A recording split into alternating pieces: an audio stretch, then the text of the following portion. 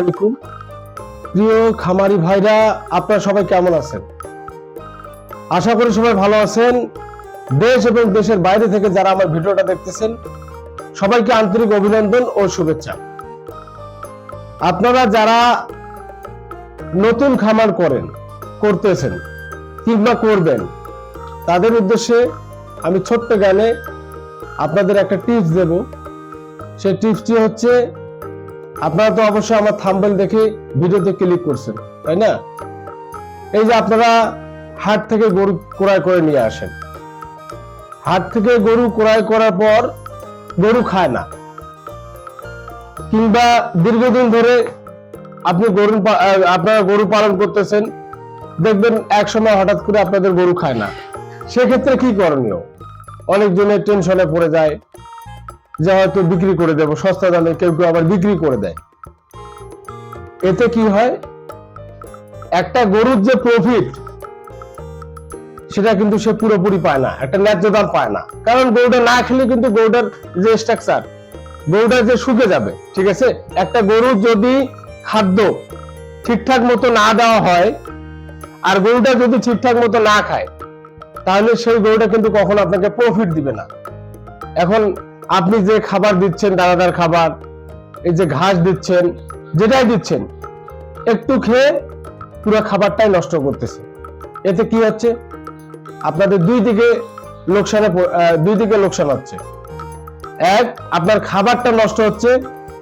দুই, আপনি যে গরুটা একটা মেয়াদের মধ্যে 3 মাস কিংবা 2 মাস কিংবা 4 মাসের মধ্যে যে মোটা তাজা করতে যাচ্ছেন, সেটা কিন্তু হচ্ছে না। এতে কি হচ্ছে, এতে আপনাদের দুই দিকে লোকসান হচ্ছে। অতএব কি করবেন? আপনাদের গরুর রুচি নাই, বদহজম, পেট ফুলা, আপনারা যারা টেনশন করতেছেন তাদেরকে বলতেছি, ভাই শুনেন, খামার করতে গেলে আপনাদের ছোট্ট ছোট্ট জ্ঞানগুলো থাকতে হবে। কিছু কিছু ভাই আছে খামার করেন, তাদের এই ওষুধ বিষয়ে তাদের কোনো ধারণা নেই। একটু জ্বর হলে ডাক্তারকে ফোন দেয়, হ্যালো, ডাক্তার এসে ট্রিটমেন্ট দেয়, 500-1000 টাকা নিয়ে চলে যায়। এতে কিন্তু এভাবে খাবার করলে কিন্তু আপনারা লাভবান হতে পারবেন না। ওই ডাক্তারকেই দিতে যদি চলে যায় আপনাদের, তা আপনারা কি রাখবেন? রাখার কোনো কিছু থাকে না। এখন কথা হচ্ছে, গরু যদি না খায় তাহলে কি করবেন? বিক্রি করে দিবেন? সস্তা দামে বিক্রি করে দিবেন? না যেভাবে খাচ্ছে ওইভাবে পালন করবেন?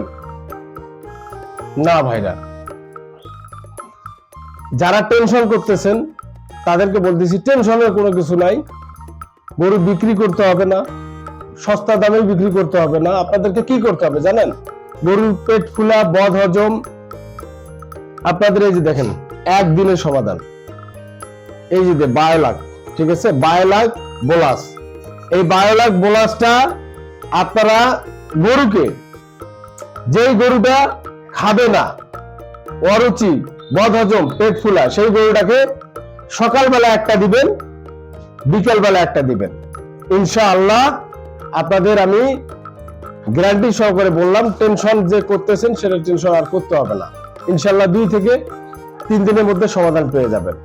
আপনারা 3টা দিন চালাবেন, সকালে একটা, বিকালে একটা, এই বায়োলাক বোলাস।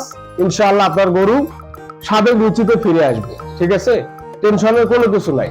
ডাক্তারকে ফোন করতে হবে, ডাক্তার আসবে, ওষুধ লিখে দিবে না। ভাই এইভাবে খামার করবেন না। যাদের গরু খায় না, পেট ফুলে, বদহজম, তাদেরকে বলতেছি আপনারা ট্রাই করবেন এই যে বায়োলাক, সকালে একটা, বিকালে একটা। ইনশাআল্লাহ আপনার গরু স্বাভাবিক রুচিতে ফিরে আসবে, গরু খাবে, গরু মোটা হবে। টেনশনের কোনো কিছু নাই, ঠিক আছে? তা যাই হোক, আমার এই গরুটা একটু খাচ্ছে কম, আমি গরুটা রিসেন্ট নিয়ে আসছি, গরুটা বেশি দিন হচ্ছে না নিয়ে আসার। আমি গরুটাকে খাওয়াই দেবো। এই যে দেখেন, এই গরুটা খাচ্ছে না, ইনশাআল্লাহ অনায়াসে খেয়ে যাবে খাওয়াই দিলে। এই যে দেখেন, আপনারা এইভাবে খাওয়াবেন। অনেকজনে খাওয়াইতে পারেন না, 3 থেকে 4 জন লাগে একটা গরুকে ওষুধ খাওয়ানোর জন্য।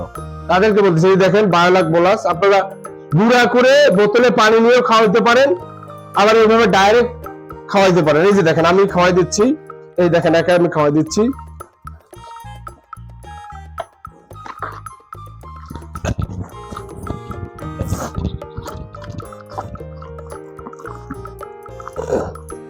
এই যে দেখেন দর্শক, দেখেন আমি খাওয়াই দিছি, একটু ধরে আছি যাতে ও বাইর করে দিতে না পারে, ঠিক আছে, ও যাতে বাইর করে দিতে না পারে। যাই হোক আমি খাওয়াই দিছি, দেখেন দেখেন আমি কিন্তু খাওয়াই দিছি,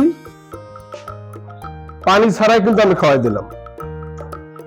আর ইনশাআল্লাহ এইভাবে আমি 2 থেকে 3 দিন খাওয়াবো, স্বাদের রুচিতে আমার গরুটা আবারও ফিরে আসবে। যাদের সমস্যা, যাদের গরু খায় না, পেট ফুলে বদহজম, তারা অবশ্যই সকালে একটা দিবেন, বিকেলে একটা দিবেন, ইনশাআল্লাহ আপনাদের গরু পুনরায় খাবে, ঠিক আছে ভাই। যাই হোক, যাদের গরু খায় না তারা অবশ্যই সকালে একটা দিবেন এই বায়োলাক বোনাস, বিকেলে একটা দিবেন, 2 থেকে 3 দিন খাওয়াবেন, ইনশাআল্লাহ আপনার গরু একেবারে পুরা দামে খাবে। তো যাই হোক, আমার চ্যানেলটি সবাই সাবস্ক্রাইব করে রাখবেন, আর সবাই ভালো থাকবেন, সুস্থ থাকবেন। আল্লাহ হাফেজ।